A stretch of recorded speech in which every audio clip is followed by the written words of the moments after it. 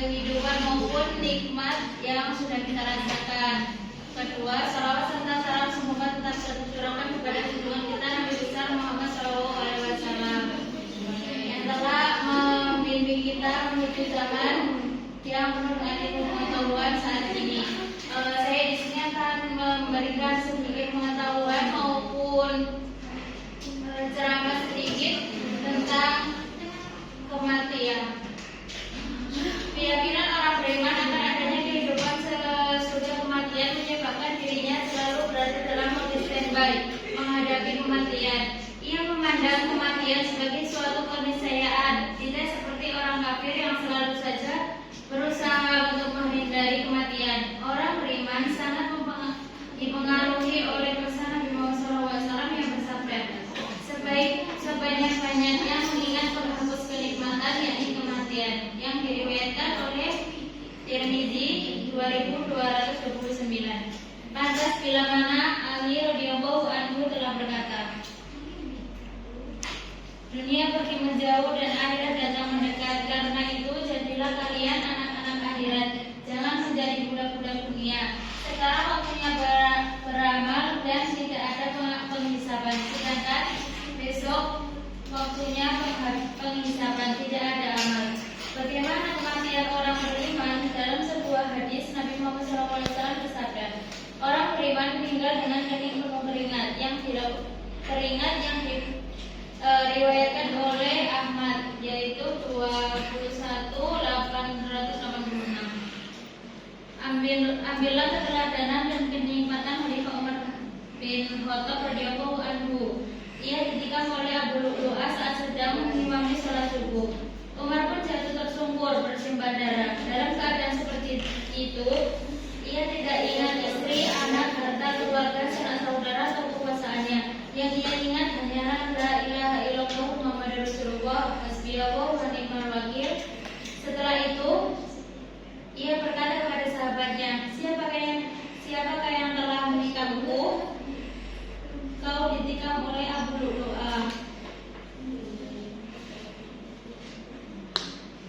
Kemudian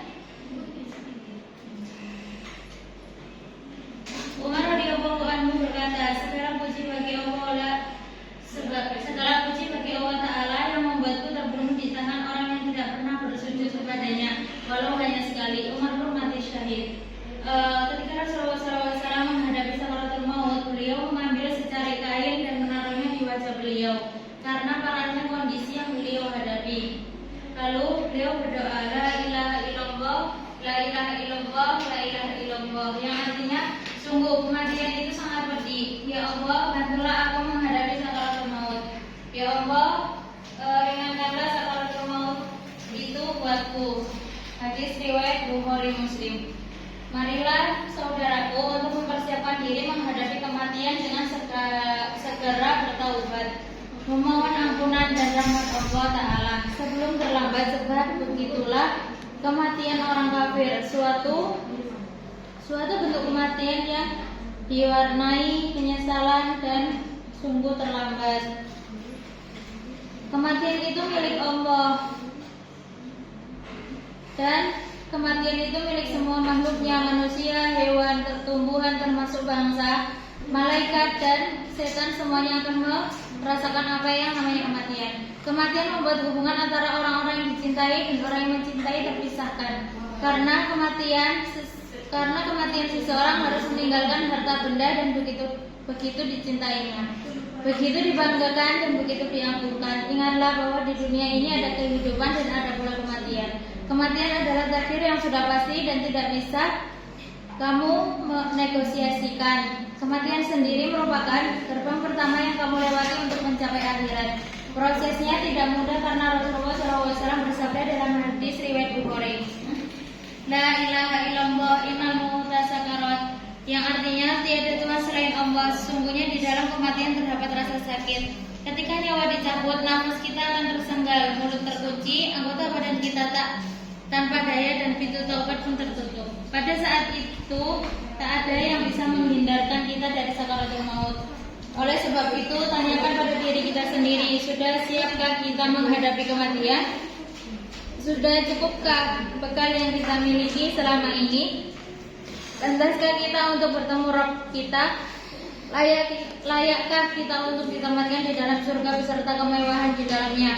Mudah-mudahan kita termasuk orang-orang yang beriman dan senantiasa mempersiapkan bekal untuk kehidupan di akhirat sehingga kita bisa mati dengan husnul khatimah, mati dengan ridha dari Allah Subhanahu wa taala. Sebagaimanapun bunyi ayat 27 sampai 30 dalam surat Al-Fajr. Hai jiwa yang tenang, kembalilah kepada Tuhanmu dengan hati yang puas, lagi diridhoinya, maka masuklah ke dalam jamaah hamba-hambaku, masuklah ke dalam surgaku.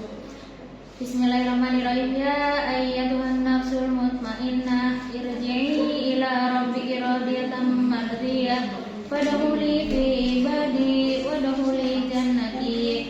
Wahai jiwa yang tenang, kembalilah kepada Tuhanmu dengan hati yang ridho dan diridainya, maka masuklah ke dalam golongan hamba-hambaku dan masuklah ke dalam surgaku. Quran Surat Al-Fajr ayat 27 sampai 30. Demikian dapat saya sampaikan pada kesempatan kali ini. Terima kasih. Wassalamualaikum warahmatullahi wabarakatuh. Waalaikumsalam warahmatullahi wabarakatuh.